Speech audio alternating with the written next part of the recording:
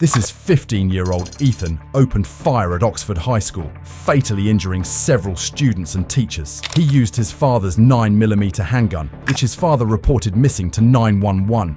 I have a missing gun, and my son was at the school, and then someone told me that there was an active shooter, and then I raced home just to find out. First responders arrived within minutes to evacuate everyone, but it was too late for 3 students who died on the scene. A 4th died later at the hospital. Ethan was arrested shortly after the shooting. At the station, his parents confronted him, shocked by his lack of remorse, as his only concern was his cat, Dexter, reportedly named after a psychopathic TV character. Ethan was charged with first-degree murder and terrorism. The prosecution revealed chilling evidence, including his journal detailing plans for the attack, which he intended to be the largest school shooting in Michigan's history. Ethan wrote, "I will kill everyone I see. The first victim has to be a pretty girl with a future so she can suffer like me." Evidence also included a failed plan to kidnap and murder a neighbor. Ethan had searched online for Michigan prison sentences for a 15-year-old and recorded his intentions a day before the attack. My name is Ethan Crumbly, aged 15. I'm going to open fire on everyone in that hallway. The hallways are too jam-packed. I will try and hit as many people as I can, and I will find people hiding. I'm going to teach them a lesson. A mental health expert testified that Ethan suffered from psychosis, while a classmate mentioned he had been bullied. Ethan initially pleaded not guilty because of insanity, but later confessed to all charges. My actions were because of what I chose to do. I could not stop myself, but I am the one who led to why we are here today. Because I really am sorry. At sentencing, victims' families expressed their grief and anger. One father urged the court to imprison Ethan for life. "We want you to spend the rest of your life rotting in your cell.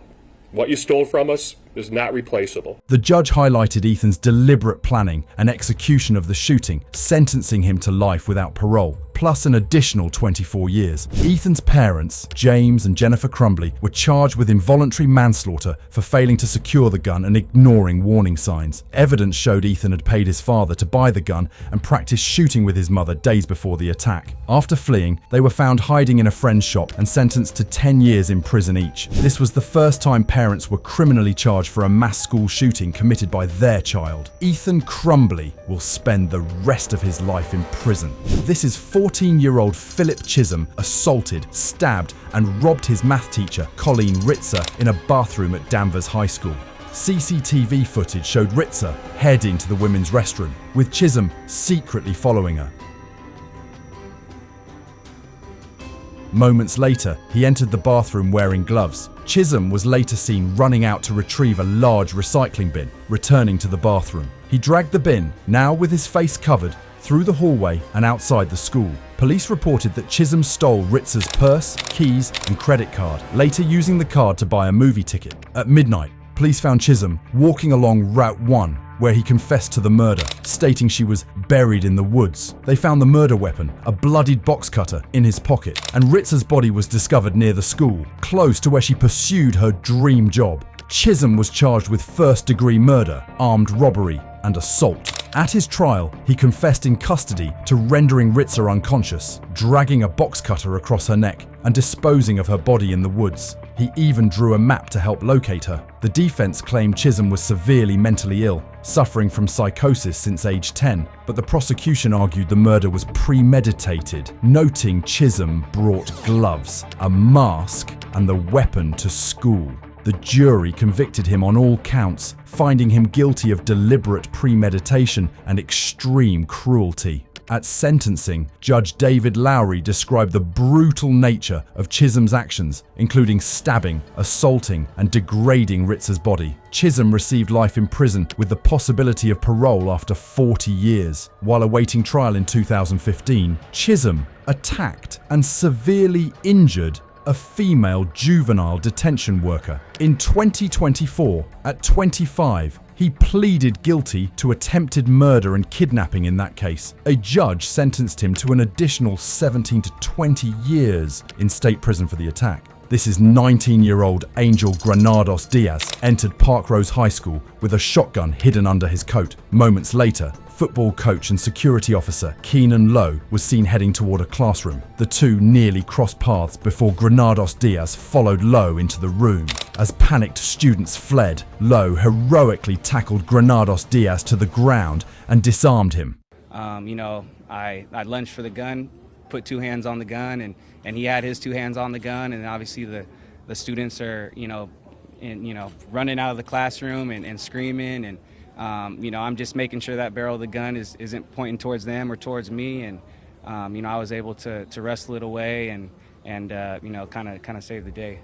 Holding the gun in one hand, he restrained the shooter with the other, calling for another teacher to secure the weapon. In a surprising turn, Lowe embraced the distressed teen, sharing a moment of connection in the midst of chaos. Police soon arrived, finding Granados Diaz sitting calmly with Lowe before arresting him. A school senior revealed Granados Diaz had been struggling with depression and suicidal thoughts, noting he had spoken of killing himself weeks prior. Authorities confirmed the teen had initially planned to die at home, but feared his mother discovered his body. To avoid jail time, Granados Diaz pleaded guilty to gun-related charges and was sentenced to 3 years of probation, along with mandatory mental health and substance abuse treatment. This is 18-year-old Salvador Ramos carried out a tragic mass shooting at Robb Elementary School in Uvalde, Texas, killing 19 fourth graders and 2 teachers. Earlier that day, Ramos had shot his grandmother in the face following an argument over his school grades.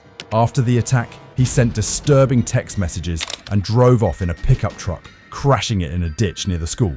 When 2 passers-by tried to assist him after the crash, Ramos fired at them before entering the school. Armed with a gun, he narrowly missed a young child and opened fire in 2 connected classrooms, causing unimaginable devastation. Local police arrived quickly and rescued students and teachers from nearby classrooms. However, upon encountering Ramos, they were forced to retreat under gunfire. Officers waited in the hallway for critical minutes, unable to engage the shooter as the suspect remained barricaded inside. A distressing 911 call from a 4th grader inside the classroom highlighted the urgency, but responders delayed action. Attempts to negotiate with Ramos continued while injured children and teachers were left bleeding. Finally, over 70 minutes after the attack began, a US Border Patrol tactical unit arrived, breached the classroom, and fatally shot Ramos. Tragically, the lives of 19 children and 2 teachers had already been lost. The police response faced widespread criticism for failing to follow active shooter protocols.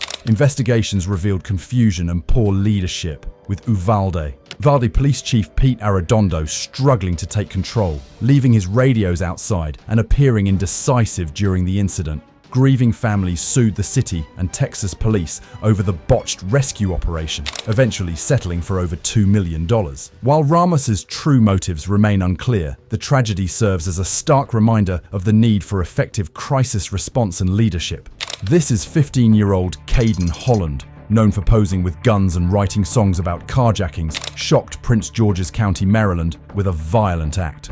On May 1st, 2023, Holland, along with 2 accomplices, stormed a school bus and attempted to kill a 14-year-old student by pulling the trigger of his gun 3 times. Miraculously, the gun jammed each time, sparing the student's life. The suspects fled the scene, and Holland evaded capture for several weeks. Authorities later arrested him, charging him with first-degree attempted murder. Holland eventually pleaded guilty to all charges. His plea agreement includes a minimum sentence of 25 years in prison.